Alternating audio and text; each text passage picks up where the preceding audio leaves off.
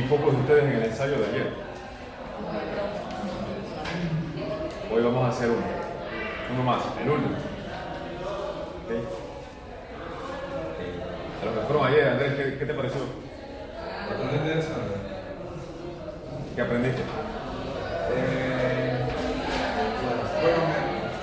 Bueno, vi como que en carne viva lo del, o sea, como las piedras paran en el elemento, y como en el centro de flexión pura, ahí fue donde primero se empezaron a dar las grietas. Centro de la viga. Claro. Bien. Así que bueno, esta tarde a las 2 de la tarde vamos a tener un segundo ensayo para que puedan asistir. ¿Preguntas? Claro. Bien, el problema que les dejé por allí es un problema estáticamente indeterminado, que lo puse para que fueran adelantando un poco sobre el material. Lo vamos a resolver no en esta clase, sino en la próxima, porque hoy quiero entrar a ver el tema de la teoría de flexión de vigas, el cálculo de flexiones, y por ahí uno que otro ejemplo. Es que para iniciar vamos a tomar un problema parecido a ese que le dejé, pero estáticamente determinado. Vamos a hacerlo a continuación con el objetivo de determinar el cálculo de esfuerzos normales y esfuerzos constantes máximos, y le vamos a dejar una tarea para que usted practique sobre el tema.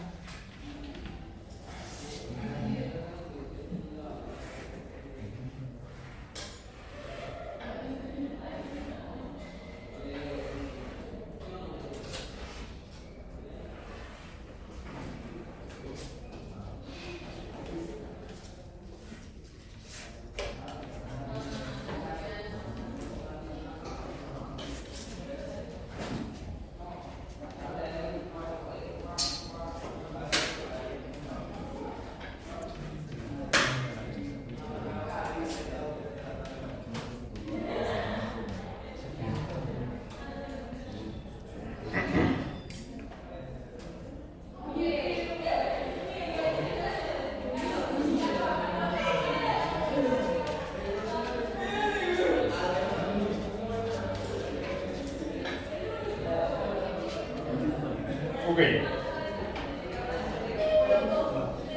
Vamos a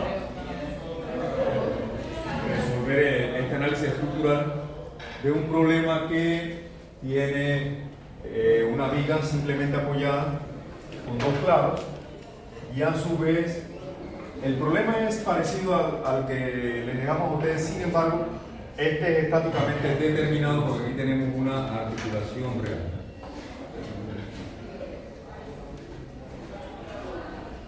¿Cuál es la condición de una articulación? Que la transmisión de momento en ese punto es nula. La viga en ese punto tiene un empalme tal que puede transmitir fuerza cortante, pero no puede transmitir momento frenado. Esa es la ecuación de condición que nos permite resolver el sistema de ecuaciones para encontrar las reacciones inmóviles. Vamos a llamar desde el punto A, aquí B, C, D, donde está la articulación, y el punto en el extremo derecho. En cuanto a reacciones se refiere, aquí nosotros vamos a tener reacciones verticales en el punto A y en el punto C, y en el punto E. Ante la ausencia de cargas axiales o de fuerzas horizontales, nosotros sabemos que aquí la reacción es igual a cero. Eso consume una de las tres ecuaciones de equilibrio, ¿cierto? Entonces ya sumatoria de fuerzas horizontales que nos permitió determinar esta incógnita es una ecuación que ya no puedo aplicar más. Entonces me quedan de las tres ecuaciones de equilibrio para un problema en dos dimensiones, me quedan disponibles solamente dos, pero tengo tres incógnitas. Tengo del equilibrio externo solamente dos ecuaciones disponibles, tres incógnitas. Sin embargo, el sistema no es indeterminado, sino determinado porque aquí tengo una ecuación de condición adicional. Entonces tengo dos ecuaciones de equilibrio externo, una ecuación de condición que me producen las tres ecuaciones que resuelven para las tres reacciones en A, en C y B. Eso es importante tenerlo claro. La ecuación de condición nos dicta que el momento en el punto D es igual a cero. Es una condición. Eso quiere decir que si nosotros cortamos allí y hacemos un diagrama de cuerpo libre del tramo DE,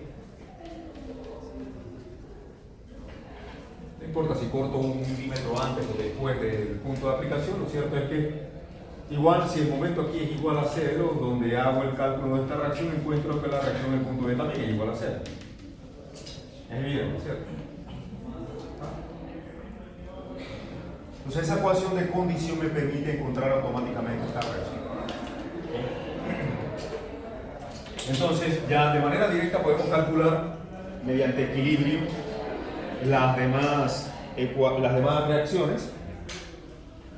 Y vamos a hacerlo directamente sobre el diagrama, no es necesario escribir tanto en el desarrollo ya de un problema como este.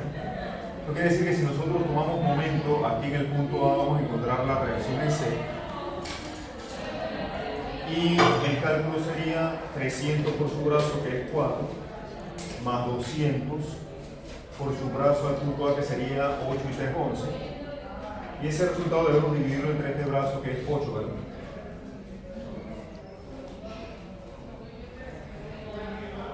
$425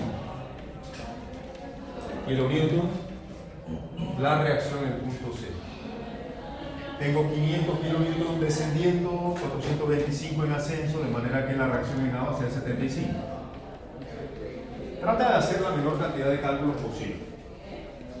Todos los cálculos que usted pueda hacer mentalmente, hágalos mentalmente. Porque mientras menos usted toca su calculadora, menos se equivoca.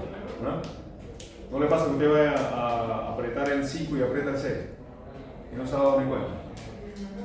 Entonces minimice esto, el uso de esto. Use más acá.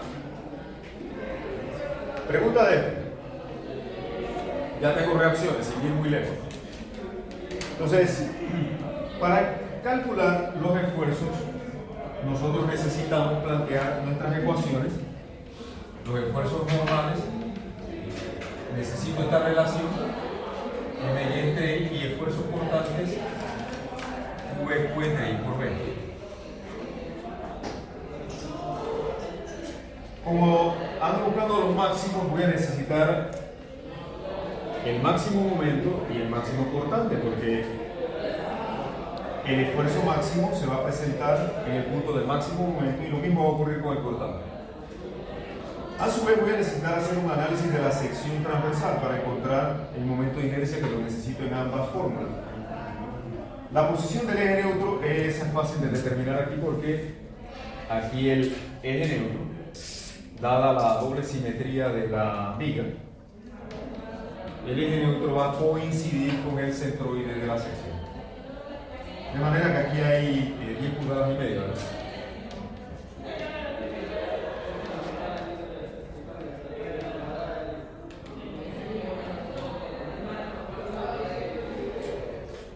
De manera que este parámetro ya lo tenemos por simple inspección localizado. El ancho de la viga, 3 octavos, es el que voy a necesitar para el cálculo del esfuerzo cortante máximo, porque él se presenta en el eje neutro.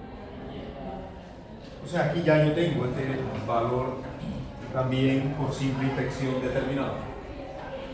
Entonces voy a necesitar los momentos importantes máximos y el análisis de sección transversal para obtener el momento de inercia. Eso será nuestro próximo cálculo que vamos a realizar a continuación. Vamos a plantear nuevamente nuestra vía, pero esta vez para dibujar los correspondientes diagramas debajo de la información de las cargas aplicadas.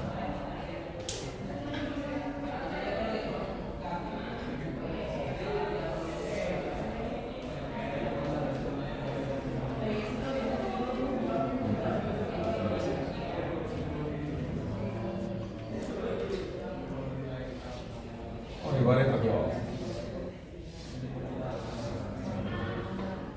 Vamos a llevar nuestro diagrama importante. Las ordenadas van a estar en kilonewton porque esa es la unidad de las fuerzas que estamos utilizando.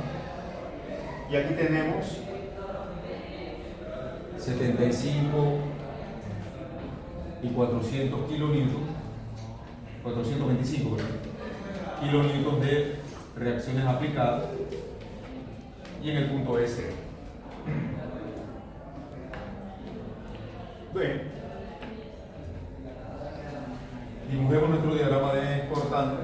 Tengo un cortante concentrado aquí de 75 que hace que el diagrama suba, se mantiene constante porque no tengo fuerzas cortantes entre los puntos, fuerzas aplicadas entre los puntos A y B. 300 kilonewtons hacia abajo hace que el diagrama descienda a 225 kilonewtons negativos. Puedo ponerle o no el signo, no importa. Realmente si estoy ya en el eje negativo está implícito de que estoy en el lado negativo del diagrama, ¿cierto? No es necesario incluir signos en. El cortante se mantiene constante dado que no hay cargas aplicadas entre los puntos B y C y la fuerza de reacción concentrada lo hace subir a 200. Se mantiene constante y cierra entonces con la fuerza aplicada de 200 kilómetros en el punto D de la articulación. Ahí tengo mi diagrama de fuerza cortante. Y tengo identificado el valor del cortante máximo, 225 kilonewtons. Tenemos este parámetro ya calculado. ¿Sí? ¿Preguntas hasta ahí?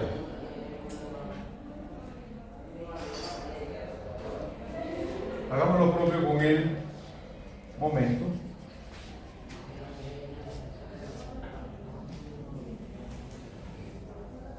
Sus unidades en este caso serían kilonewton metros. Y de antemano yo conozco la información de los momentos en el punto A, en el punto D y en el punto E, que son todos iguales a 0. En el punto A y en el punto E, por ser apoyos simples, los momentos allí son iguales a 0. Y en el punto D también tengo un momento 0 por la condición de la articulación. Entonces mi diagrama de momento debe pasar por donde están esas crucecitas celestes, ¿verdad? ¿Sí?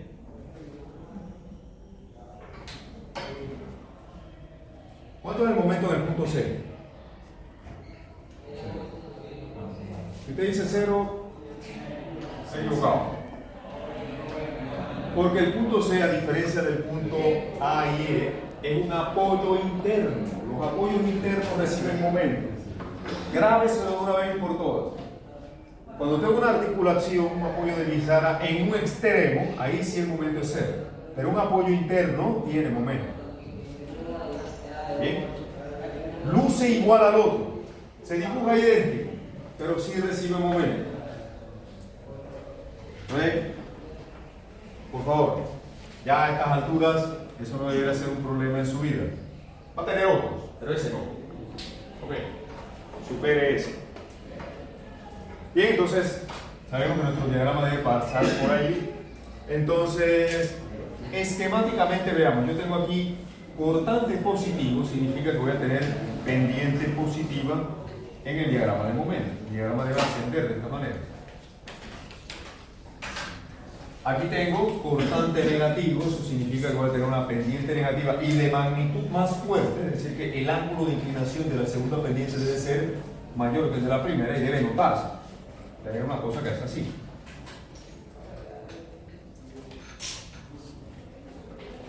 Y también tengo pendiente, cortante positivo, pendiente positivo en el diagrama de momento. Mi diagrama debe hacer ese cierre para llegar a momento cero en el punto D de la articulación.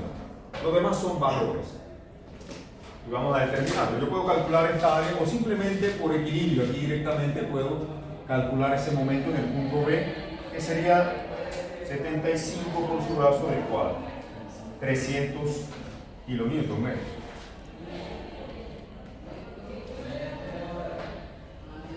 La manera de calcular el momento aquí en el punto C, hay varias formas, lo puedo hacer por equilibrio o simplemente puedo calcular este cambio en el diagrama de momento,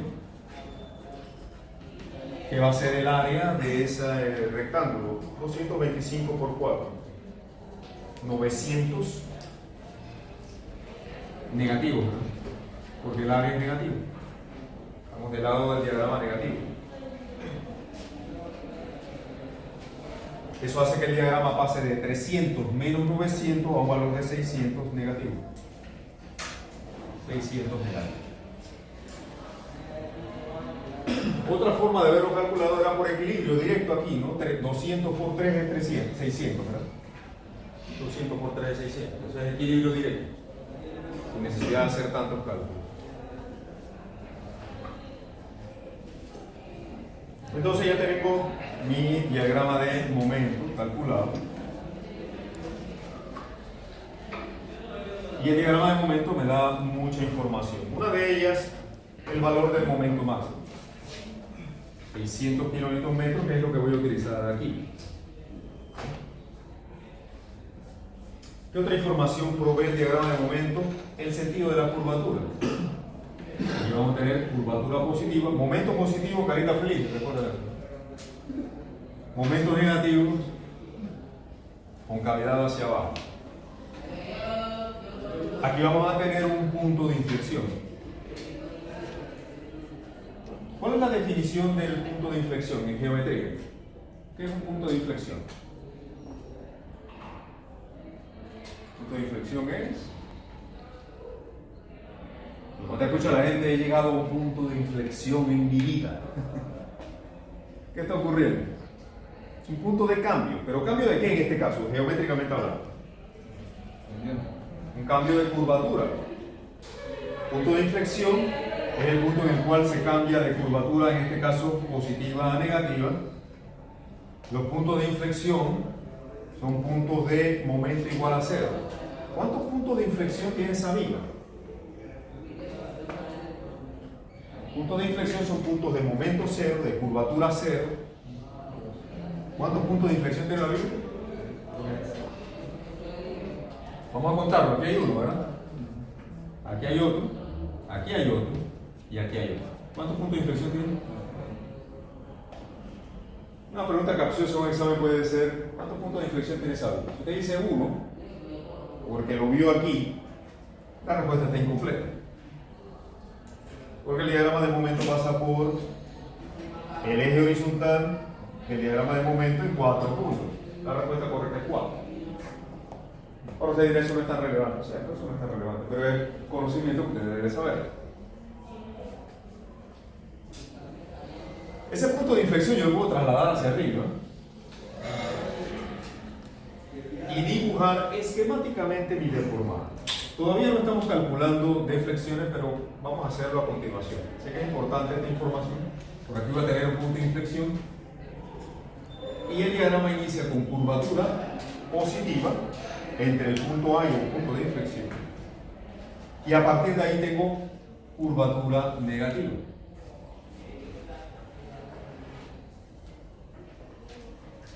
Y tengo mi punto de inflexión.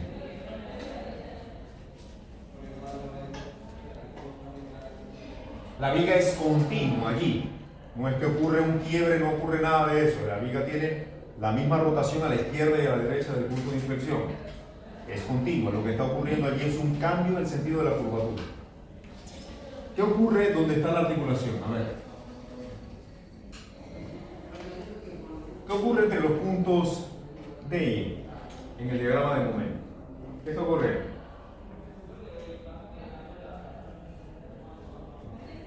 El momento es igual a 0 en todos los puntos que hay entre ellos, entre D y E.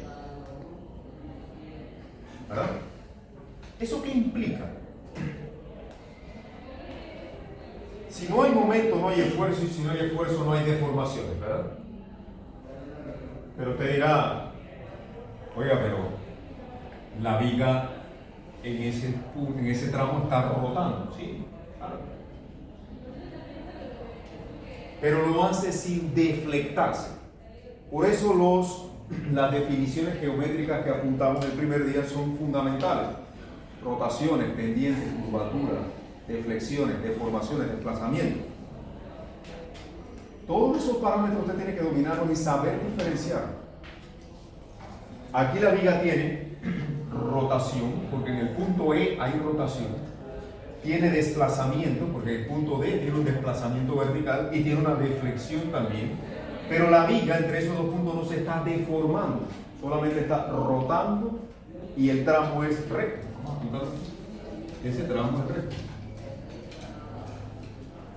No hay deformación, hay desplazamiento. No hay deformación, hay rotación. No hay curvatura porque no hay momento. No hay esfuerzo porque no hay momento. Solo hay rotación, pendiente y deflexión. ¿Se comprende todo eso? Usted domina eso. Bueno, es importante que lo domine. Esquemáticamente ahí está nuestra deformada. Ya tengo completado mi análisis estructural para efectos del cálculo del momento máximo, el cortante máximo. Me hace falta mi análisis de sección transversal, que es el que vamos a hacer a continuación en este lado del tablero. Nuestro siguiente paso es el análisis de sección transversal.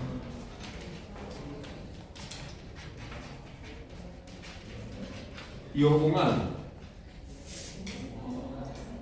Las unidades en las que están las dimensiones de la sección transversal de la viga son pulgadas. Las unidades de longitud en la viga, en el sentido longitudinal, son en metros. Los momentos y las fuerzas cortantes, la unidad de fuerza es kilonewton.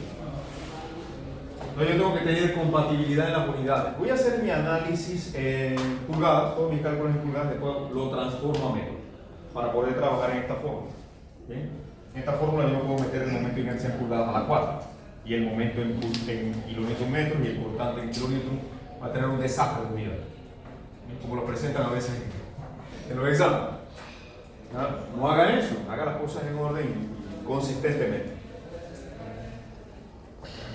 El momento de inercia lo debo calcular al eje neutro, al centroide. Ahora, la ventaja de este problema es que es un problema doblemente simétrico, así que ya yo he encontrado la posición del eje neutro. Y la manera más sencilla de calcular el momento de inercia en este caso, podríamos utilizar el teorema de los ejes paralelos y calcular el momento de inercia de la figura rectangular que tengo aquí, de la que tengo acá y de la que tengo acá. Divido la figura en tres áreas, ¿verdad?, conocidas, y lo hago. Y me paso 15 minutos haciendo. O voy directo a un cálculo más simplificado y lo que hago es considerar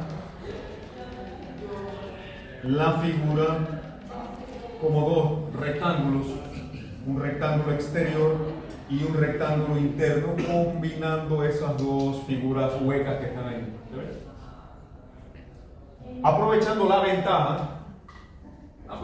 ventaja de que el eje neutro lo puedo encontrar por simple inspección, y ambas figuras, el rectángulo exterior y los dos rectángulos internos, sus centroides individuales coinciden con el centroide de la figura. Es una ventaja que ofrece el problema. ¿A quién le gusta el fútbol? Digamos. No hay latinoamericano que no le guste el fútbol. Imagínense que usted le da la ventaja de patear un penalti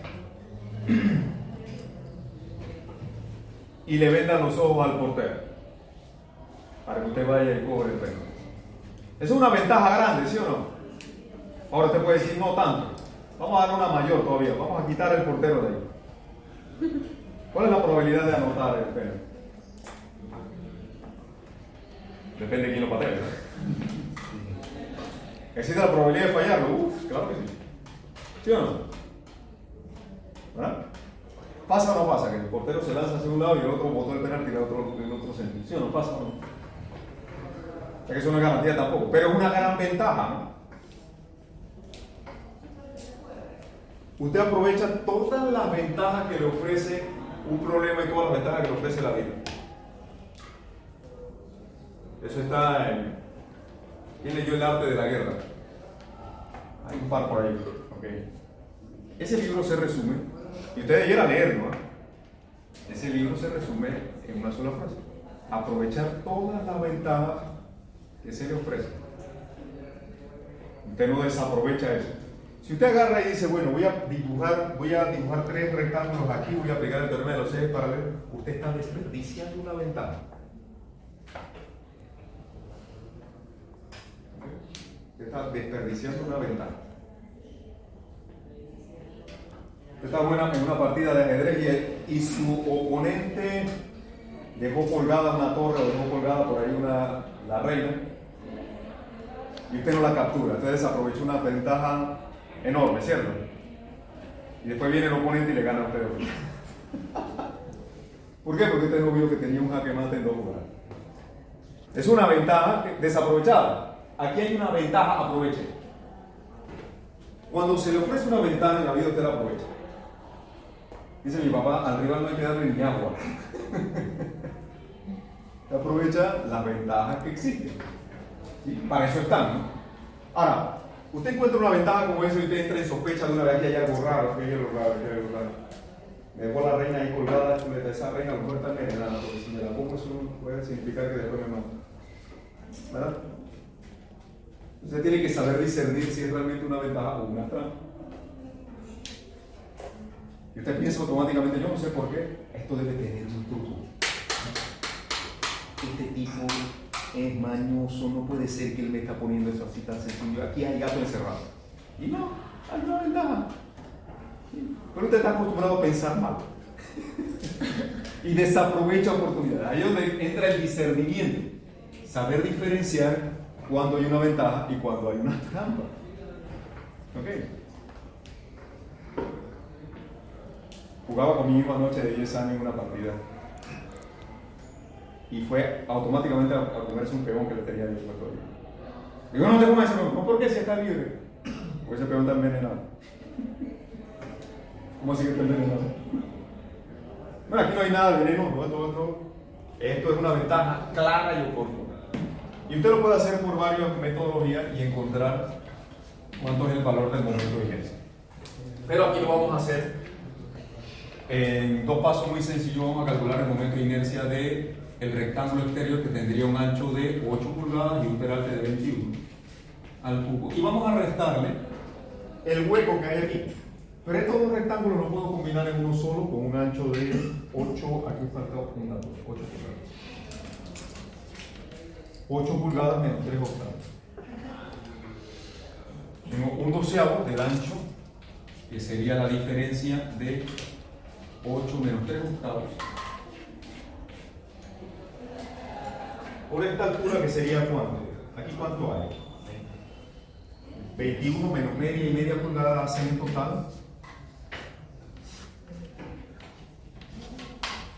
20 pulgadas aquí, ¿verdad? Un doceavo de 8 menos 3 octavos por 20 pulgadas aquí. Mucho más rápido que tratar de... ¿Cómo sería el otro cálculo? Un doceavo de 8 por punto 5 al cubo y 8 más 8 por punto 5 y la distancia aquí, ¿verdad? Que serían 10.25. Y eso tengo que multiplicarlo por 2 porque tengo 2 rectángulos. Y después hacer un doceavo de 3 octavos por 20 al cubo. Mucho más cálculo, ¿verdad? Mucho más probabilidad de cometer error acá. y el resultado va a ser matemáticamente idéntico. Veamos. Ahí tendría entonces, por favor verifiquen el cálculo conmigo.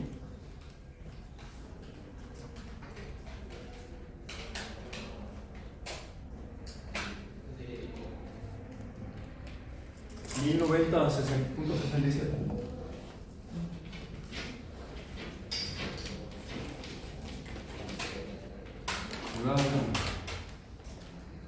Vamos a transformarlo porque yo pulgada a la cuarta. A la cuarta.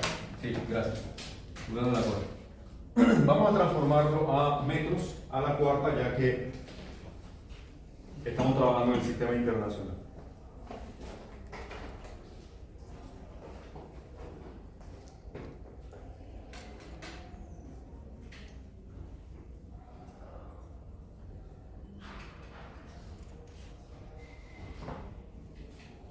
Voy a utilizar notación científica aquí, que es muy útil en este tipo de problemas.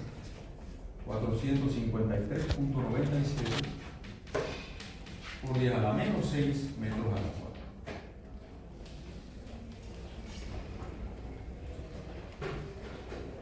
Ya tenemos el momento de inercia también calculado. Yo necesito la distancia del eje neutro a la fibra más alejada. Ahora, dada la simetría del problema aquí, los esfuerzos de tensión y compresión van a ser iguales. Entonces da igual si hago el cálculo al punto 1 o al punto 2 externos, o las fibras extremas. Esto sería lo que le hemos llamado C1 y C2. Vamos a escribirlo también en metros, 10.5 pulgadas. Igual a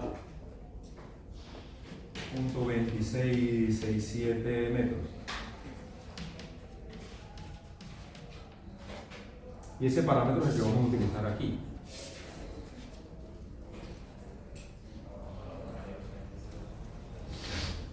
Me falta Q. Vamos a hacerlo ahí a continuación. Porque el ancho de la viga es 3/8. En el punto del cálculo del esfuerzo cortante máximo, que es en el interior. El ancho de la viga en ese punto es 3/8. Voy a aprovechar que estoy haciendo todas estas transformaciones para transformar esto también a metros. ¿Ves? 9.4125 por 10 a la menos 3 metros.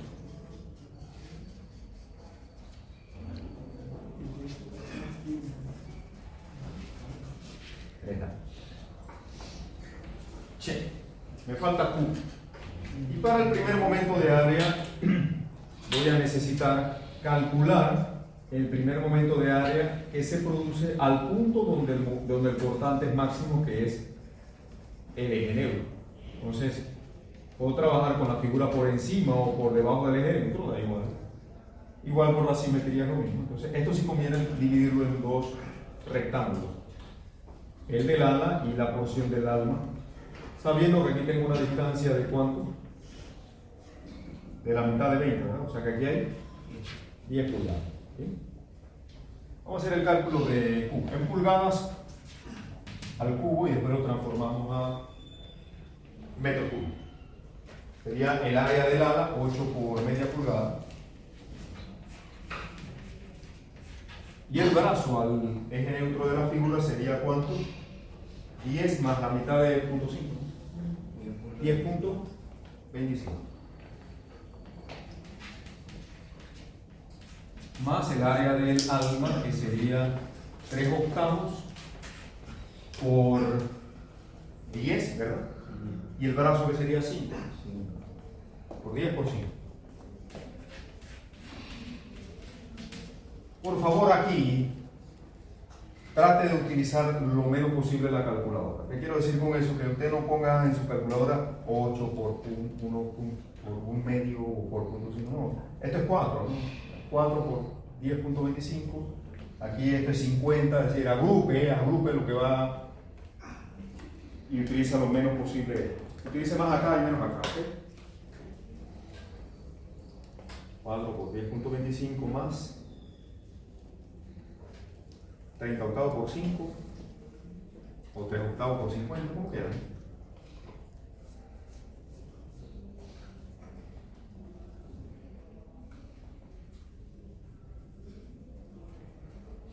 $59.75. Verifiquen esto por favor. Sí. Gracias. Pulgadas al cubo. Y lo transformamos a metros también.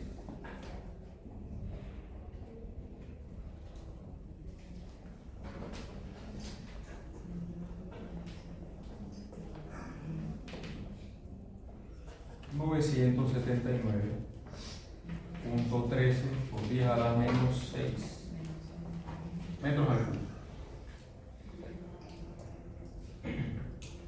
Entonces, note la importancia de la notación científica de manera correcta, ¿no? Aquí yo tengo un 10 a la menos 6, acá también, ¿verdad?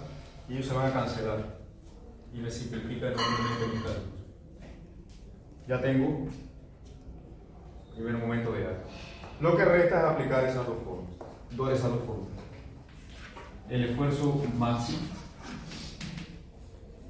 va a tener el valor del momento máximo 600 kilonewton metros, pero kilonewton es por 10 a la 3, ¿verdad? Newton metros. La distancia máxima, aquí lo tengo, .2667 metros.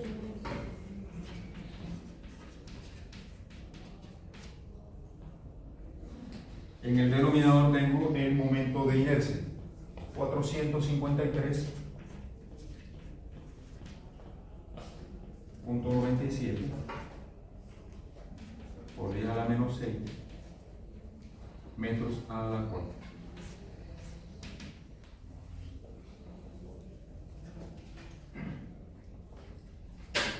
Aquí viene el cálculo de cortante para nada más reemplazar valores. Fuerza cortante máxima, 225 por 10 a la 3 newtons.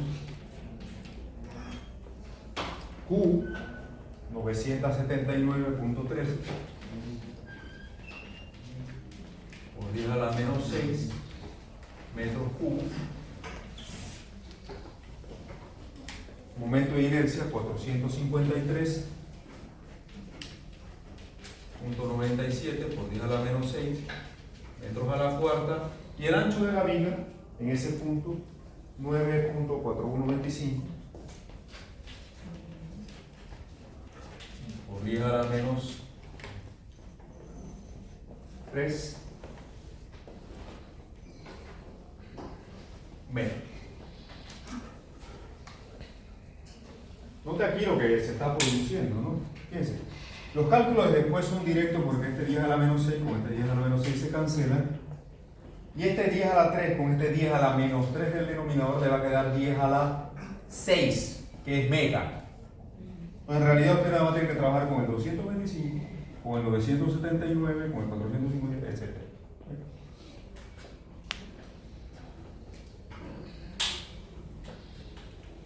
Vamos a hacer el cálculo de arriba de los esfuerzos normales y verifiquen este resultado, por favor.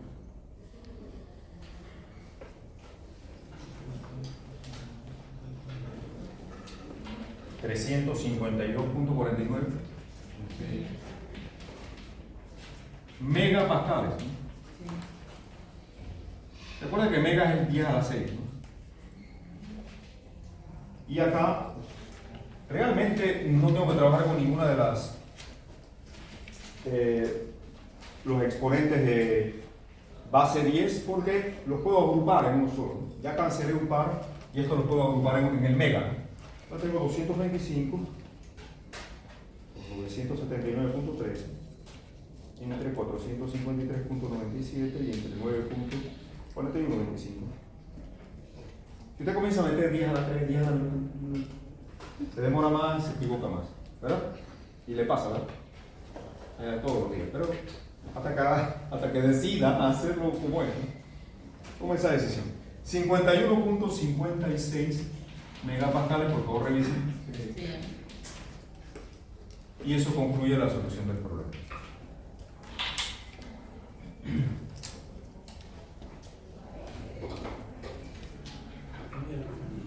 Bien, pregunta en nuestro análisis, importante.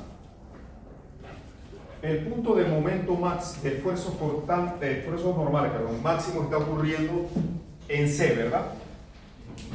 Porque ahí es donde tengo el momento máximo. En el punto C, la fibra superior está en tensión o en compresión. Tensión. En tensión por el tipo de curvatura que allí se presenta, ¿cierto? ¿Sí? Tengo tensión en la parte superior, compresión en la parte inferior. Dada la simetría, la doble simetría de la viga en su sección transversal, este esfuerzo es el mismo positivo que negativo, ¿cierto? Es decir, que tanto los esfuerzos de compresión como de tensión máximos equivalen a 352 megapascales. Por eso no trabajamos tanto con los signos. Pero si somos estrictos, en la aplicación de la fórmula, yo hubiera podido hacer lo siguiente.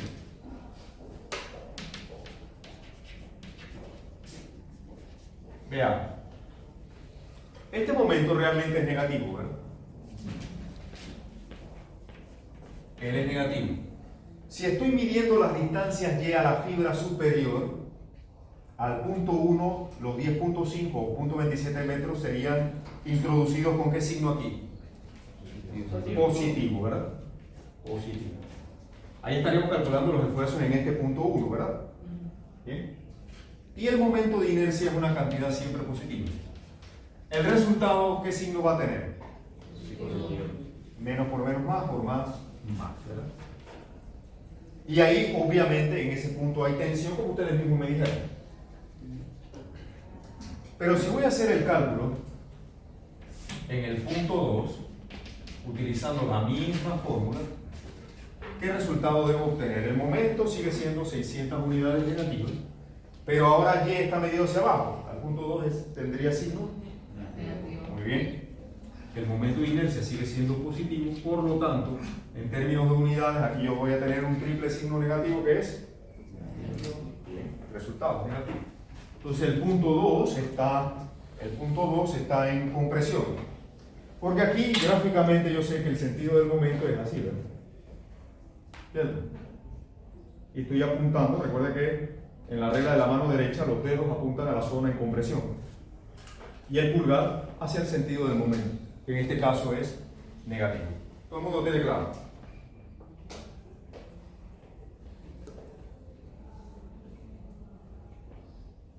El sentido del esfuerzo cortante realmente no importa si el cortante está actuando así o así, porque la viga lo va a resistir de la misma manera. A diferencia de la tensión o la compresión, en el cortante no hace mucha relevancia si es positivo o negativo, porque igual la viga lo va a resistir con el material que tiene en el alma. Pero en la flexión hay que tener cuidado, porque si la viga es de concreto reforzado, yo voy a necesitar colocar acero de refuerzo. Tengo que saber si ese acero lo debo colocar en la zona de tensión, en donde corresponda, ¿no? ¿Bien? Entonces ahí sí importa si los esfuerzos son de tensión o compresión. Aquí la respuesta correcta sería, hay 352.49 megapascales, tanto en tensión como en compresión. ¿Preguntas? Sí. La viga es tipo I, por así decirlo. No Sí, es un white flash. ¿No se pudiera usar el cortante entre el área del alma? Lo puedes hacer también y comprobar. Medio un poquito menos. Sí. Lo puedes hacer. Esa es una aproximación que se utiliza porque la distribución, a ver si lo puedo hacer por aquí, o aquí al lado. La distribución de los esfuerzos cortantes, ¿cómo sería?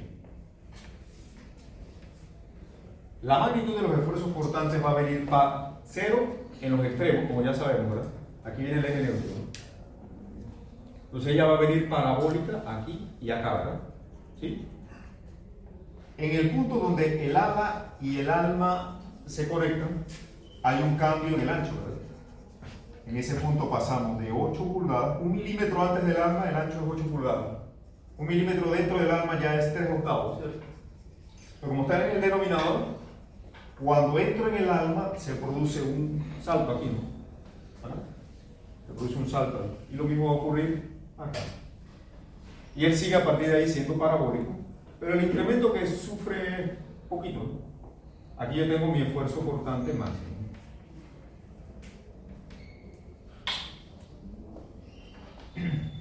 Y una manera de aproximar, de calcular el esfuerzo cortante en este tipo de vigas es dividiendo entre el área del alma, ¿no? La fuerza cortante entre el área del alma. Y ahí tendríamos una aproximación. La variación en porcentaje, ¿cuánto sería? Del cálculo tuyo y este. Porcentualmente hablando, debe ser menos del 1% seguro. O por ahí entre 1 y 2%. Es bien bajito.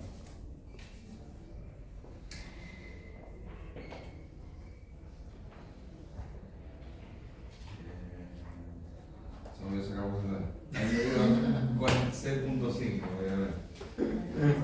Investiga cómo se calcula el porcentaje de Pablo.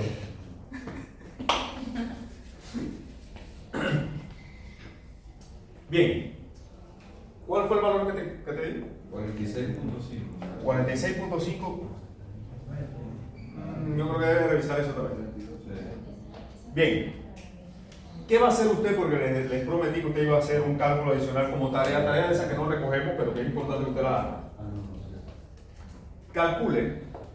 Aquí tenemos nuestro punto C. Usted va a calcular lo siguiente. A la izquierda del punto C, a la izquierda del punto C. ¿Por qué a la izquierda del punto C? Porque la fuerza cortante en el punto C cambia. A la izquierda es 225 negativo, a la derecha 200. A la izquierda del punto C el cortante es 225. El momento no importa, a la izquierda y a la derecha sigue siendo 600, ¿no? Pero el cortante es 225. Calcule el estado de esfuerzo que se produce en este punto que está aquí,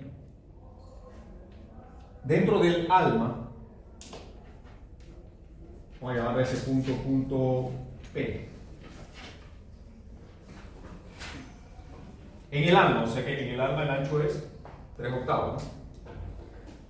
Te va a calcular allí, en ese punto, el esfuerzo normal que hay en el punto P, que está a la izquierda de C y en el alma, en la intersección del ala con el alma, pero dentro del alma. Lo va a calcular allí. ¿Qué hay en ese punto? En esfuerzos normales ya lo sabemos, ¿no? Hay tensión o compresión. Allí. ¿Qué hay? Tensión. Aquí vamos a tener un esfuerzo de tensión. Y va a calcular el esfuerzo cortante que hay ahí, es decir, este valor, ¿no? Está en el punto P, ¿cierto? ¿Sí? Va a calcular el esfuerzo cortante que hay ahí. Va a calcular esos dos. Y aplicando círculo de Mohr, va a encontrar los esfuerzos principales, la dirección de los esfuerzos principales, los esfuerzos cortantes máximos y la dirección de los esfuerzos cortantes máximos. Y eso lo va a traer como tarea. No para entregar, pero sí para que lo practique. ¿Sí se comprende lo que va a hacer? Mediante círculo de Mohr,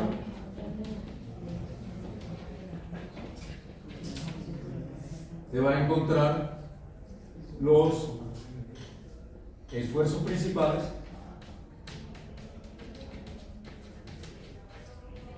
los planos principales, es decir, la orientación del estado de esfuerzos principales, los esfuerzos cortantes máximos,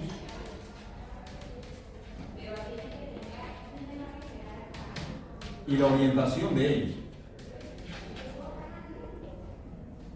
El círculo de Mohr le provee toda esa información.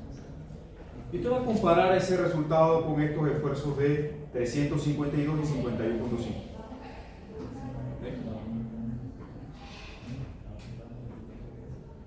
¿Cómo es el estado de esfuerzo allí? Bueno, ya sabemos que en el punto P hay tensión, ¿verdad? Usted lo calcula con esta forma. ¿Y cómo es el esfuerzo cortante? ¿Cómo es la dirección de los esfuerzos cortantes ahí?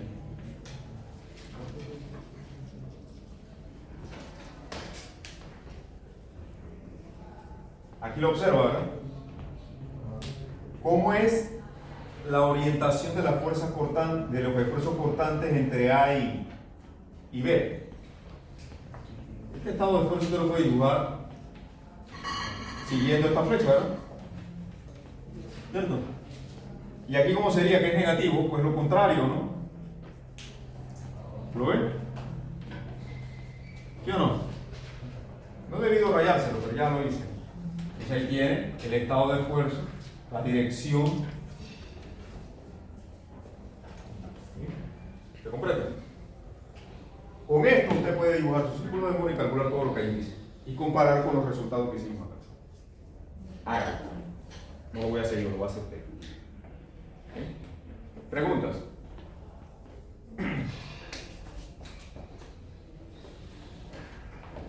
Si vamos a enseñar el proyecto.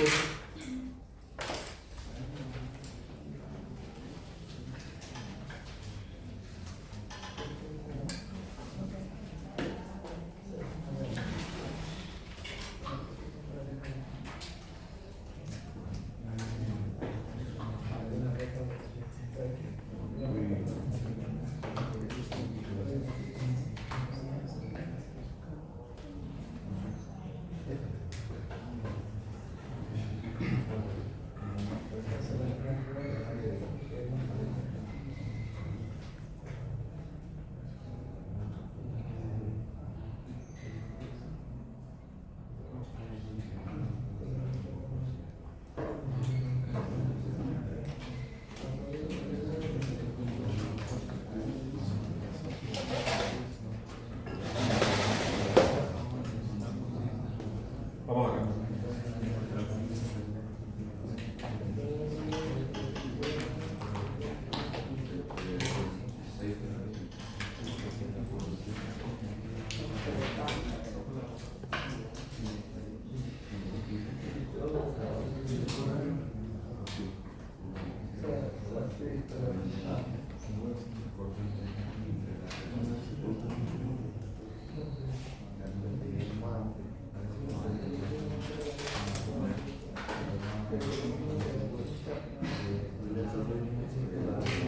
Bien, así como calculamos los esfuerzos normales y constantes para garantizar resistencia y garantizar que la viga no va a fallar y no le va a pasar como al puente de Baltimore. ¿Usted vio lo que pasó, no? Sí. Esta madrugada? Un desastre. Un puente que se parece a uno que tenemos por aquí. Se lo mostré a mi hija esta mañana, te di para la escuela. Me dice, ¿el puente de las Américas? No, no, el puente de las Américas, mi amor. Es un puente parecido. En esa época se construyeron muchos puentes iguales a ese. ¿Qué cree que ella me preguntó automáticamente? ¿Por qué se cae? No, mi hija lo que me preguntó fue si eso le pasa al puente de las Américas también se caería. Sí.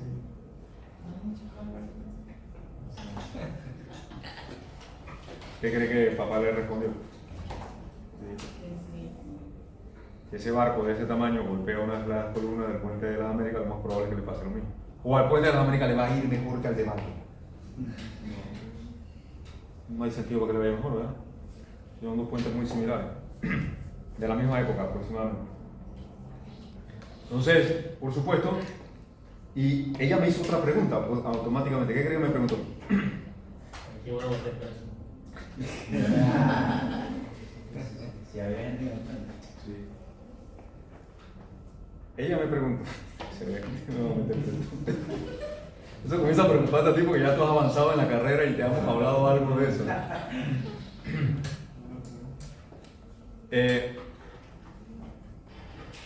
Ella me preguntó que si el puente ha debido resistir ese impacto. Una buena pregunta, ¿no? Y yo le dije, si lo hubiera resistido el puente hubiera estado sobrediseñado. Y si hubiera estado sobrediseñado, hubiera estado mal diseñado. Eso tiene lógica. Sí, ¿verdad? Sí, porque usted no puede hacer algo para un evento extremadamente raro. ¿Cuántas veces usted ve que un barco de ese tamaño le pega a una columna de un puente?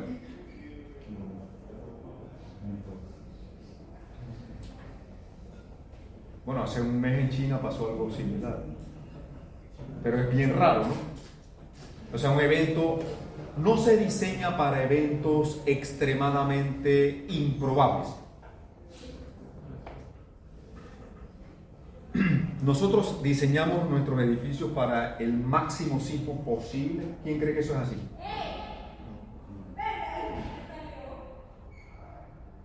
Y la gente cree que nosotros diseñamos los edificios para el máximo sismo posible. ¿Sería prudente diseñar los edificios para el máximo sismo que puede ocurrir en una ciudad? ¿Depende de qué? De la actividad sísmica. Recuerde que para que un diseño sea viable tiene que ser económicamente factible también, ¿verdad? Si nuestros edificios estuvieran preparados para el máximo sismo posible que puede ocurrir aquí, ¿cómo se verían nuestros edificios? Viviríamos en un pocotón de búnkers, ¿sí? Una cosa que resiste hasta un ataque nuclear, ¿verdad? Usted se sentiría súper seguro, ¿no? Te dice, no se va a caer, claro. A lo mejor se hunda del peso, ¿no? Pero no se va a caer. Ahora, ¿cuánto cuesta? ¿Lo puede pagar usted? No. ¿Lo pueden pagar los inversionistas? Quizás no todos. ¿Y qué ocurre con la economía? ¿No? Entonces, llegamos a un punto intermedio donde nos podemos encontrar, ¿no? La seguridad, la economía, la factibilidad y todos esos parámetros. Entonces, diseñar las columnas de un puente para que resistan el impacto de un barco como ese, ¿de qué tamaño tendrían que ser esas columnas? A lo mejor son tan grandes que ni siquiera pueden atravesar los barcos después porque no caben entre columna y columna, ¿no? ¿Ven? Entonces el compromiso es, ok, vamos a hacerla para que ese evento no se produzca, pero vamos a controlar que las columnas estén protegidas. O sea, ahí hay que invertir en sistemas de seguridad, en alertas, en todo eso, ¿no? Algo tuvo que haber ocurrido allí para que el barco se fuera derechito contra la pila del puente. Eso lo dirán las investigaciones.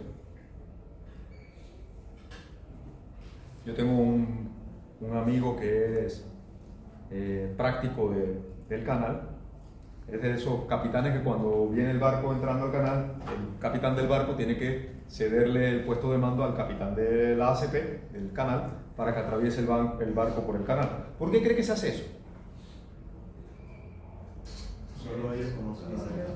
Porque ellos saben cómo manejar dentro del canal de Panamá y cómo meterse entre las esclusas.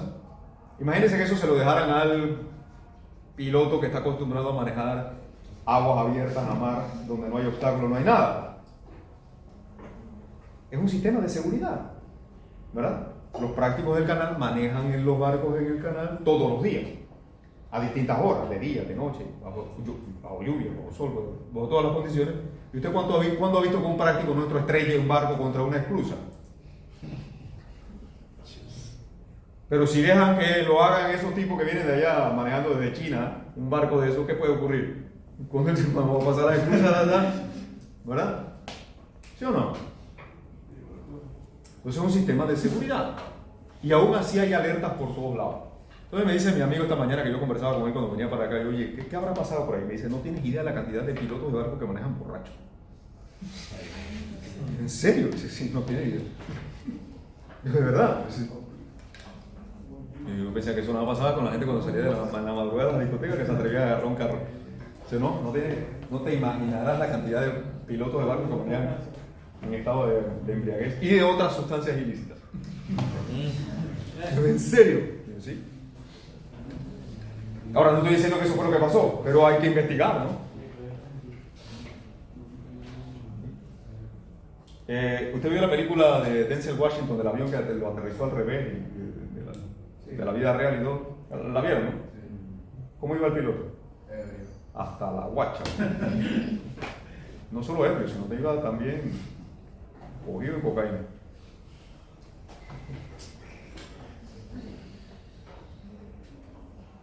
Entonces, hey, yo no sé qué habrá pasado, pero eso es una probabilidad, ¿no?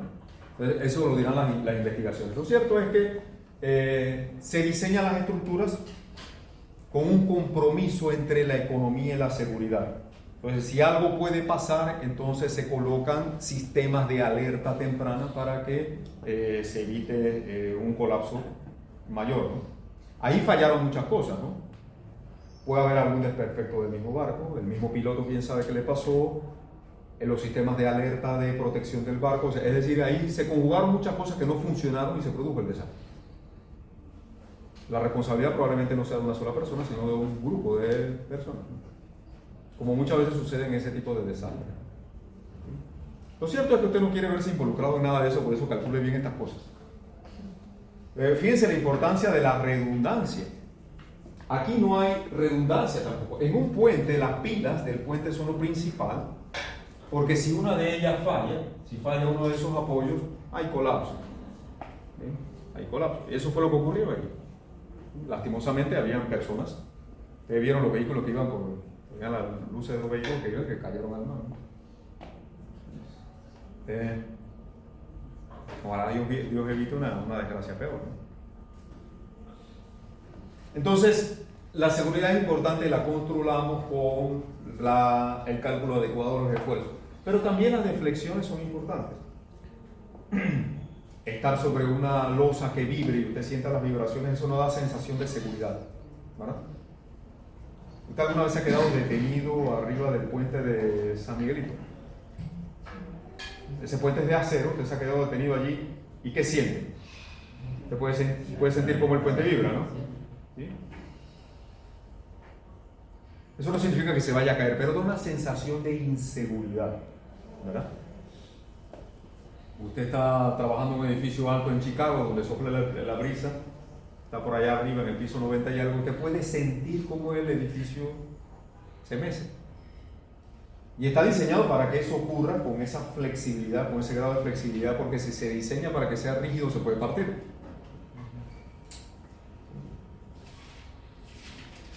Como la diferencia entre un roble y un bambú. ¿Has visto eso? A los dos les pega el mismo viento, el mismo huracán, pero el bambú es flexible y regresa.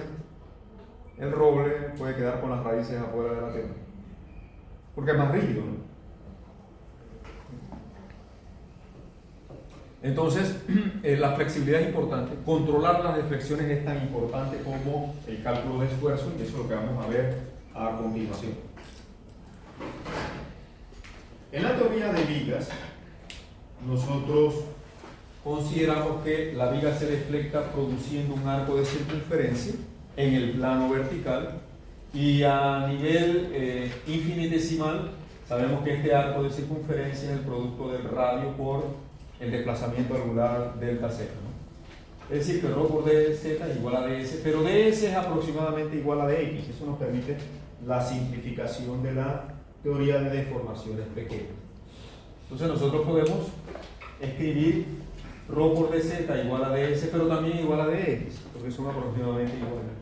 Entonces yo puedo tener una relación de dz sobre dx igual al radio inverso del radio de curvatura, o lo que conocemos simplemente como la curvatura.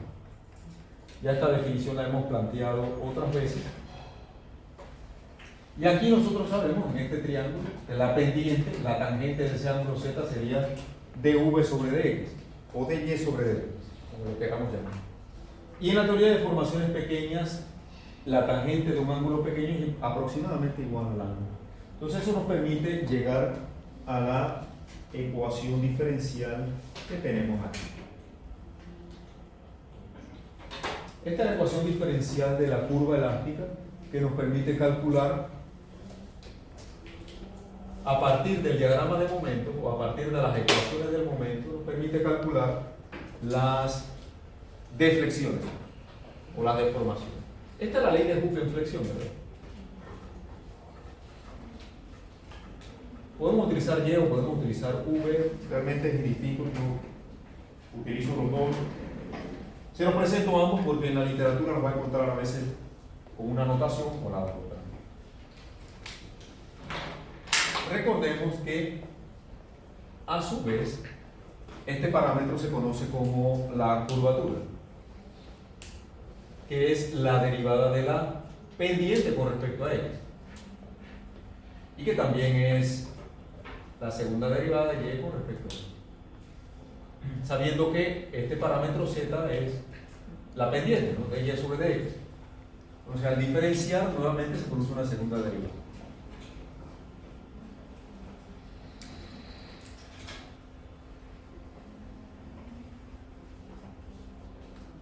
Recordemos nuestro gráfico de momento curvatura, que va a estar representado por esta línea recta, que es la ley de Hooke-Flexion. Esta ecuación es exactamente la ecuación diferencial que tenemos allá arriba, la ley de Hooke-Flexion.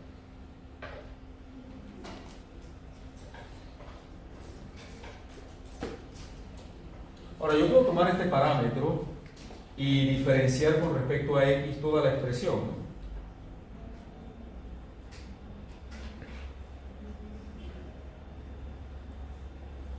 ¿Y aquí qué nos va a quedar? En la teoría de estática sabemos que la derivada del momento con respecto a x, ¿qué es? El cortante, ¿verdad? La pendiente, en otras palabras, la pendiente del diagrama del momento es importante. Entonces aquí tendríamos otra ecuación diferencial que es la misma pero expresada en términos del cortante. Aquí tendríamos una tercera derivada. Importante, aquí estamos considerando que la rigidez flexionante es constante y puede salir del diferencial. Lo podemos sacar del diferencial. Y si nuevamente derivamos con respecto a x toda esta expresión, ¿con qué nos vamos a encontrar? La pendiente del diagrama de cortante, ¿a qué es igual? Al negativo de la carga aplicada, ¿verdad? Nuevamente, si la rigidez flexionante es constante, EI sale del diferencial y nos queda esta ecuación diferencial. Todas estas son ecuaciones diferenciales que nos permiten encontrar la ecuación de la deformada o de la posición deformada de la viga. Solamente que aquí estaremos hablando de una tercera derivada, aquí de una cuarta derivada. Yo necesito acá dos condiciones de borde, aquí voy a necesitar 3 y aquí voy a necesitar 4, porque van a resultar 2 constantes de integración, 3 constantes de integración, 4 constantes de integración, y yo las puedo resolver aplicando condiciones de borde. ¿Cuáles son las condiciones de borde que normalmente aplicamos? Condiciones de borde geométricas. Y si fuera necesario, también aplicamos condiciones de borde de equilibrio, donde conocemos el momento, donde conocemos el cortante. Esas son condiciones de borde de equilibrio. ¿No sería un caso donde el EI no fuera constante? Cuando tienes una viga de sección variable, como esa que está ahí.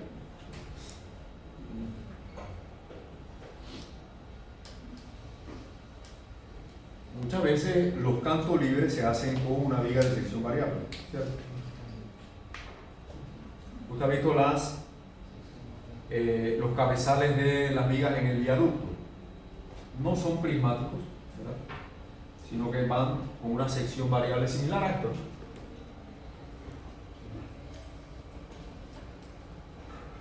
La razón está en que hay varias razones. Primero, la estética. Hacer cosas así tan cuadradas que parezcan como martillos, eso visualmente no es agradable. Y segundo, la cantidad de material que nos ahorramos aquí es inmensa. Si yo tengo que hacer miles de esas vigas en un viaducto, pues ahí me voy a ahorrar una cantidad de material impresionante. Cuesta más un poco el análisis, porque ahora el momento de inercia se queda atrapado dentro del diferencial, pero eso matemáticamente lo puede resolver el ingeniero sin problema. ¿Qué es lo que ocurre aquí? Al diferencial, si el momento de inercia es variable, él se queda dentro del diferencial, no lo puedo extraer de él. Y necesitaría cuál es la ecuación que tiene el momento de inercia, como la que le voy a poner en el examen, ¿no? Una viga de sección variable. Gracias por recordarme y sugerirme. tratemos esas cosas. No, mentira, en un examen esas cosas no suelen. Bueno, depende. Usted prepara. Convención de signos, por supuesto. Momento positivo va a producir flexión positiva, negativo, flexión negativa. Este es el sentido del cortante. Positivo, tal como lo tenemos allá, ¿no? Un cortante positivo, fíjese la dirección de las flechas. Y este negativo, fíjese la dirección de las flechas también. Carga positiva será aquella que apunta hacia la viga, carga negativa será aquella que salga de la viga. Como la succión producto de un viento, ¿no? En un viento que pega sobre un techo, se produce succión, que es lo que hace que los techos se vuelvan, se levanten.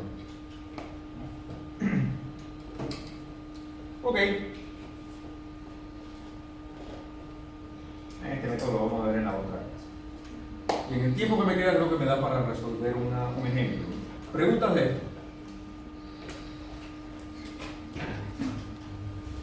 Vamos a resolver un ejemplo.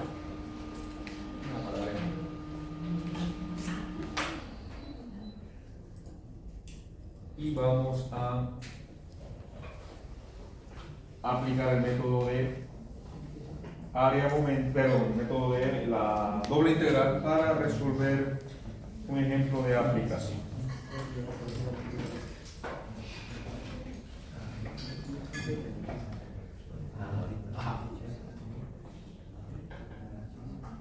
Un ejemplo sencillo, una viga simplemente apoyada de longitud L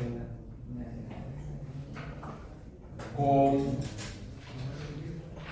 Esta la vamos a hacer prismática, con sección transversal constante, módulo de elasticidad y momento de inercia constante, y vamos a aplicarle dos momentos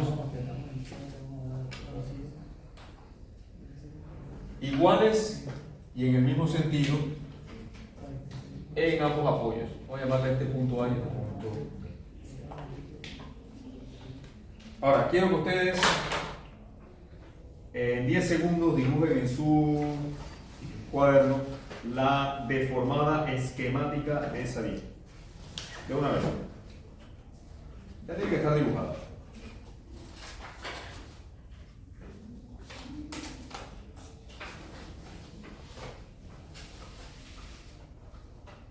Voy a revisar a ver sus dibujos.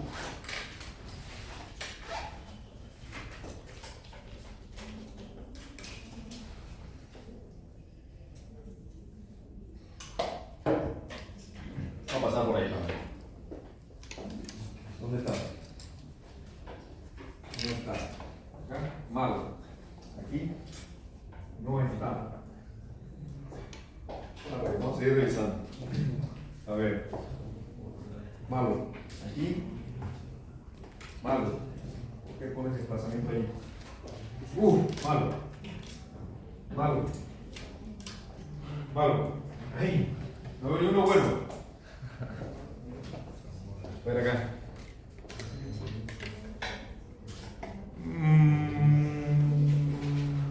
Casi. Malo. Malo. ¿Por qué hay desplazamiento aquí? Si eso es un apoyo. Aquí, nada. Acá. Sí. Bueno, uno bueno. Casi. Voy a seguir viendo acá.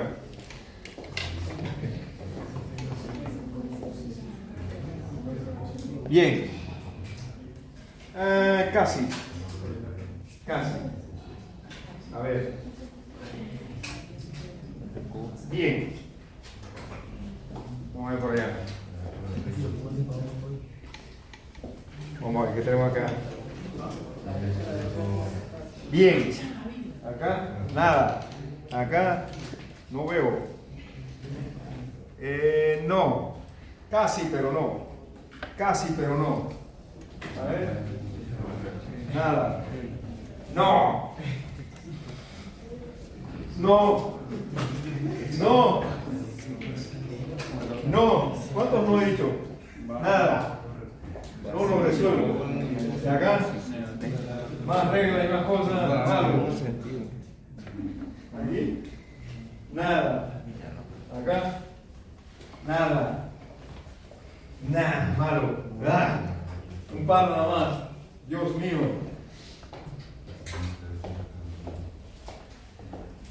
Todos tienen una reglita como esta. Préstame tu reglita. Esta está buena. Tu vida está simplemente apoyada, ¿no? Estamos aplicando un momento en un sentido y en el otro. ¿Verdad?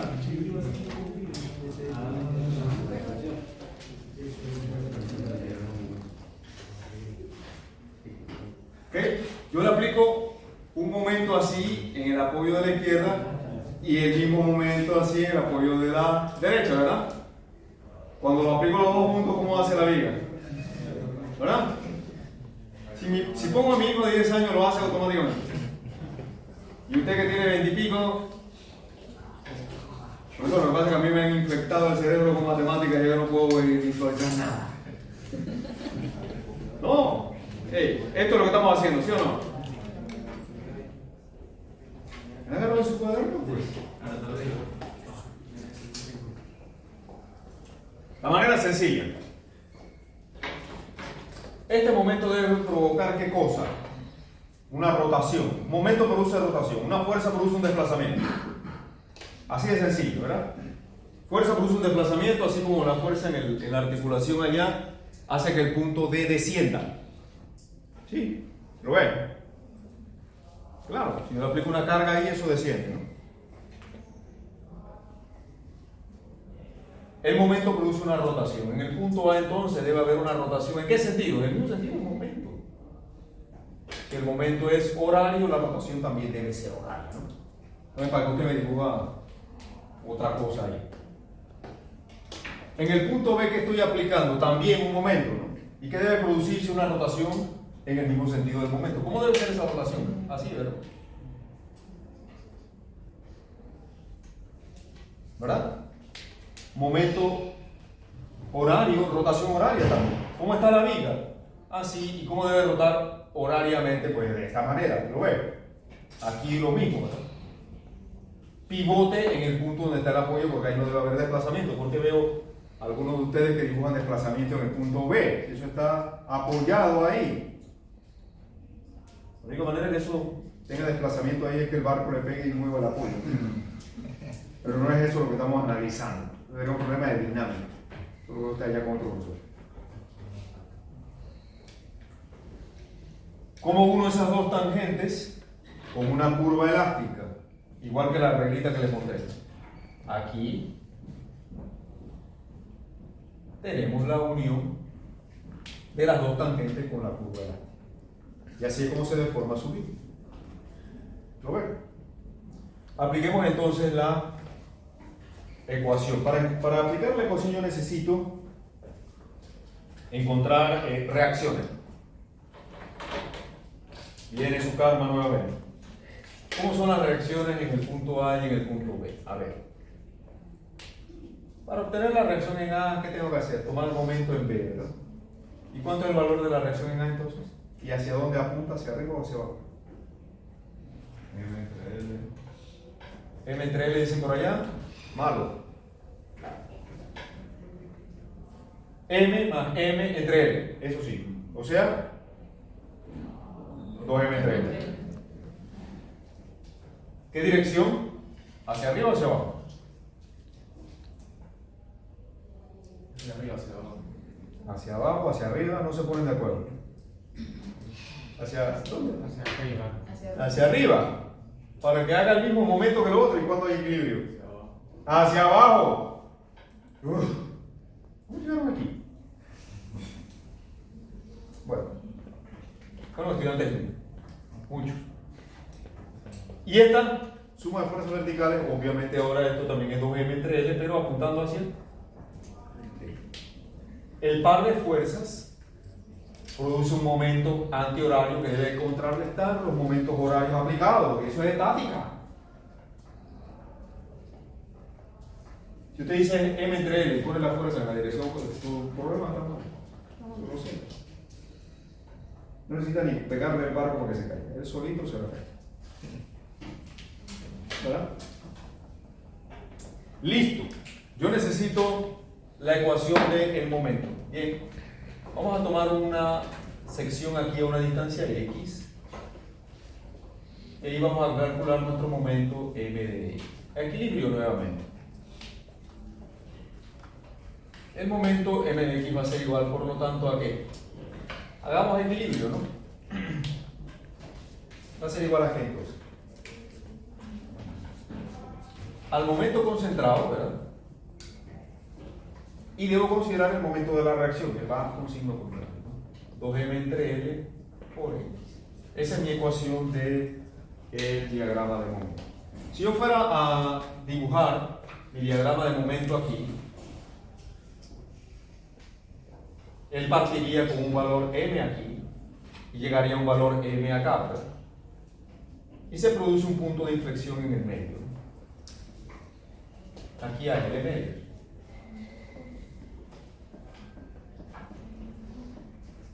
Del diagrama de momento también puedo inferir mi curvatura, que debe coincidir con lo que tengo. Veamos la veracidad o la autenticidad de esta ecuación. Cuando X es 0, el momento es, y cuando X es L, el momento es M negativo. Entonces la ecuación está bien. Solo cuando compruebo la autenticidad de la ecuación, continúo.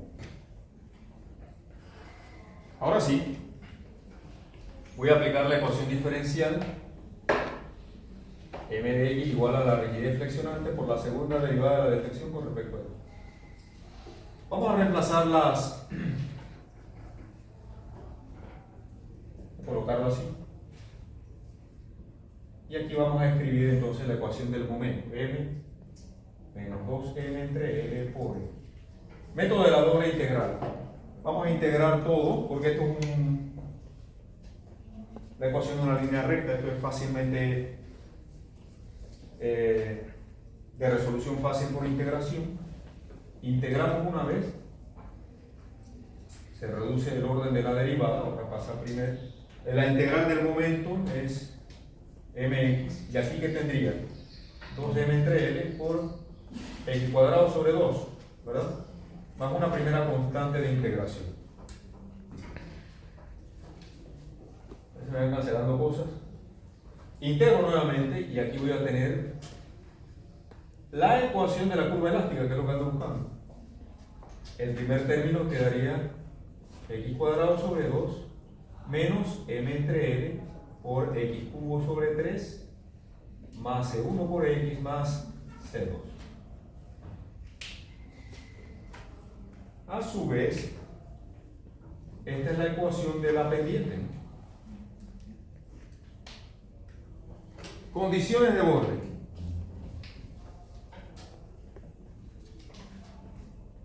Primera condición, cuando x es 0, y es igual a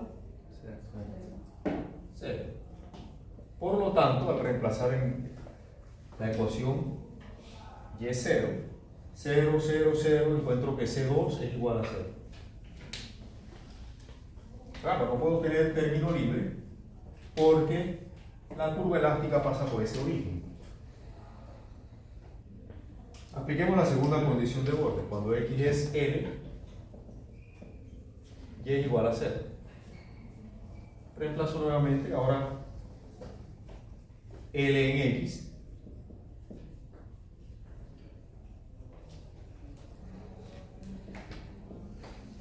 Tengo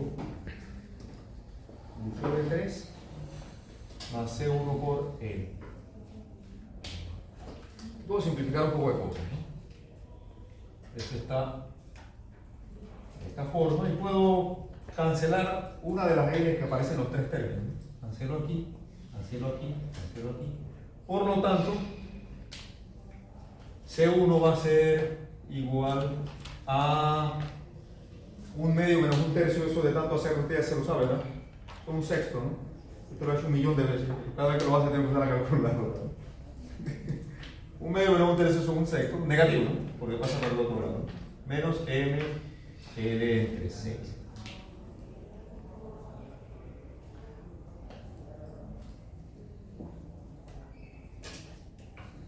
Tengo las dos ecuaciones, una de la rotación y la otra de la deformación o el desplazamiento, que sería y.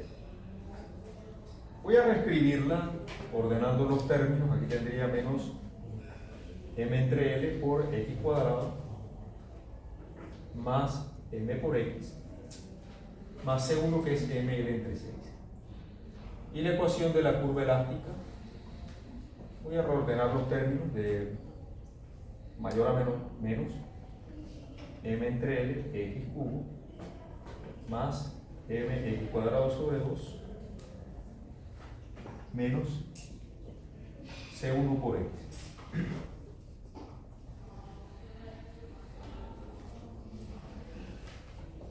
Este es mi resultado. Ahí tengo la ecuación tanto de la rotación como de las deflexiones. ¿Qué nos interesaría allí? Bueno, algunos cálculos de interés pueden ser la rotación del punto A. Tendría que introducir en esta fórmula qué valor de x, 0, ¿verdad? Entonces la rotación del punto A sería ¿cuánto? Menos ml sobre 6 EI, ¿verdad? Negativa porque es rotación horaria, y rotación horaria es negativa. Si quisiera la rotación en B, por simetría yo debo esperar el mismo valor, ¿cierto? Y hasta con el mismo signo, por simetría. Rotación en B tendría que reemplazar aquí el valor de L, ¿verdad? ¿Sí? Aquí me quedaría el mismo término, negativo y positivo se cancelan, y me queda que la rotación en B también es ml sobre 6i negativo.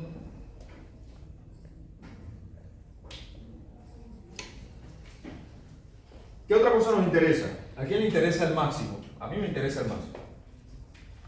¿Dónde ocurriría el máximo? Por aquí, ¿verdad? Pero por acá también hay un máximo, ¿sí o no? Para encontrarlo necesito la distancia x para la cual la pendiente es igual a... ¿Bien? ¿Y eso dónde está en esta ecuación, verdad? Ahora alguien dirá, no, yo puedo derivar esto e igualar ese resultado a 0, ¿no? Pero esa derivada la tengo acá arriba, ¿no? ¿Sí? Si yo derivo aquí me quedaría 3x cuadrado. Ahí me falta un 3. Gracias. Lo importante, la importancia de revisar. Aquí me quedaría 3x cuadrado, pero con el 3 se cancela y sería este término, ¿verdad?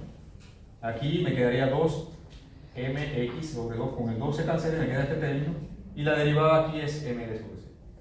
Acabo de aplicar el concepto de derivada para comprobar la relación entre ellos, ¿no? Y está bien.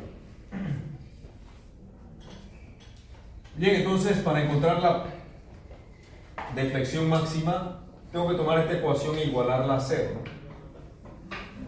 Tengo que igualar a 0 la ecuación de la pendiente, y aquí nos quedaría m sobre l negativo por x cuadrado más mx menos ml sobre 6. Se cancela el poco de m que tengo ahí.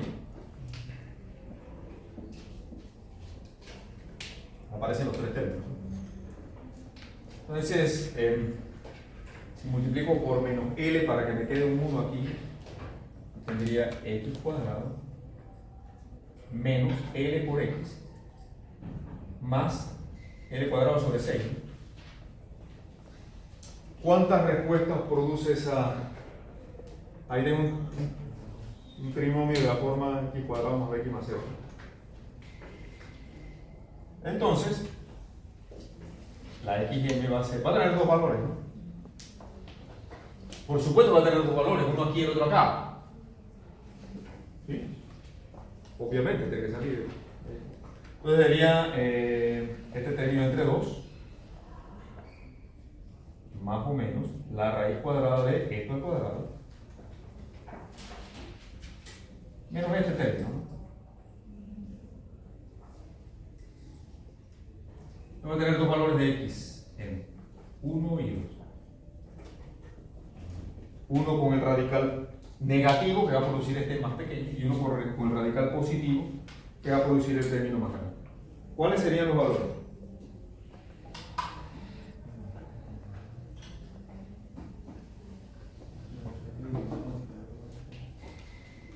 Por supuesto, por L, ¿no? Y con eso podemos calcular también la deflexión máxima. Voy a tener dos. Una para cada una de las X. Esta sería la 1 y digamos que esta es la 2.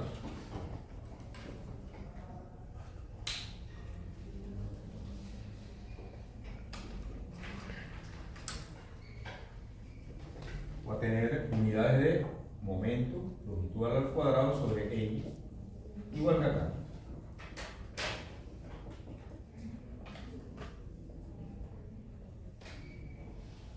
La primera va a resultar negativa, la segunda va a resultar positiva. Pero todo eso debe salir de los cálculos. Yo debo esperar que la primera X, aquí en el punto central que va a ocurrir, la deflexión es igual a 0, ¿verdad? Entonces, la primera X tiene que ser menor que el punto 5, ¿sí o no? Porque el punto 5 es la mitad. Es más, esquemáticamente ahí veo que más o menos está como a la mitad de la mitad, ¿sí o no? Ya que debe estar como la mitad del punto 5 es ¿qué? Punto 25. Entonces yo esperaría que ese resultado debe estar por el orden de punto 20 y algo, ¿verdad? Y acá estaría como la mitad de la otra mitad, sería otro punto 25 más el punto 5 que tengo aquí, estaría como punto 75. O sea que yo debo esperar que estos resultados sean punto 20 y algo y punto 70 y algo, ¿sí o no? Si me resulta punto 49, punto 49, eso está mal, ¿sí o no? Si me resulta punto 90 o me resulta algo peor, 1 punto algo, usted está encontrando un valor que está fuera de la viga, ¿sí o no? Entonces no entregue respuestas malas, porque eso no tiene lógica. ¿Sí me estoy explicando? ¿No?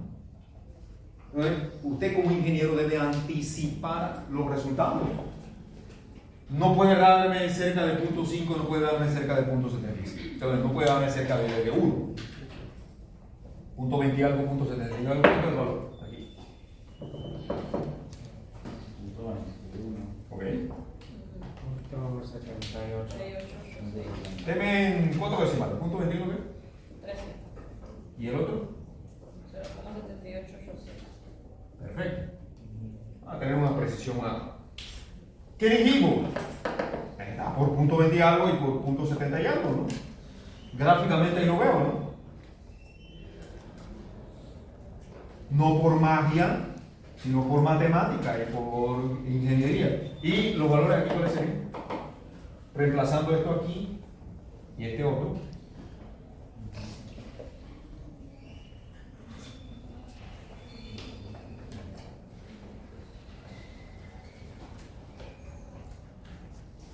El otro grupo lo hicimos, creo que el valor resultó .016. Comprueben eso.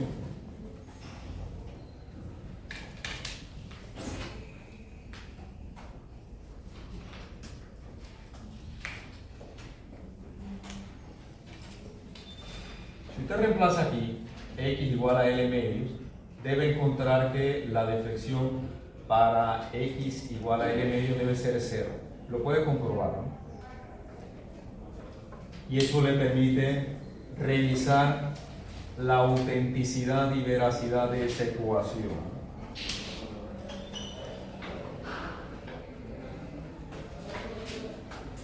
Bien, y eso concluye la solución de ese problema. Profesor, Dígame. tengo una duda. Cuando se sacó la ecuación de momento con respecto a X, ¿de cuál lado se tomó en cuenta? ¿Del derecho? Yo tomé mi referencial a la izquierda. Mi referencial está aquí y tomé un diagrama de cuerpo libre del lado derecho. E hice momento aquí. En ese caso, ¿cómo se dice? El momento no sería negativo. negativo, ya que está en... Fíjate que el momento este es positivo. Este momento es positivo, ahí está. Este momento es negativo, si yo lo pongo con N es negativo. Y el momento que hace esta fuerza es positivo.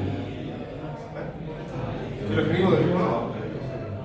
Ah, o sea, ¿Lo ves? El momento del corte Es MN, es positivo.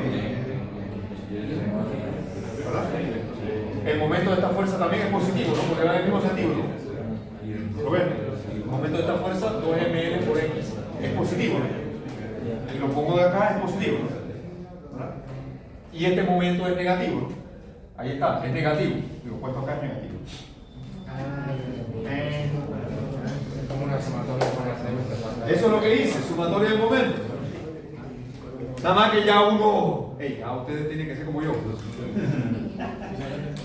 Es lo que yo creo, ¿no? Es lo que aspiro en eso, ¿no? Ya está mejor. Pues sus neuronas están más frescas que las mías. Las mías han hecho ejercicio durante más de 50 años. La suya, ¿cuánto ejercicio lleva?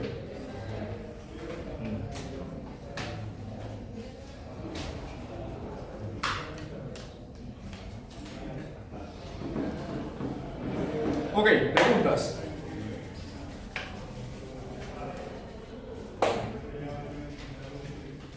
Entonces, lo espero a las 2 allá en el ensayo, los que van por allá. Lleven su casco, importante por seguridad. Y vamos a continuar a partir de aquí en la próxima clase, que ya sería el martes la vuelta. Nos vemos entonces.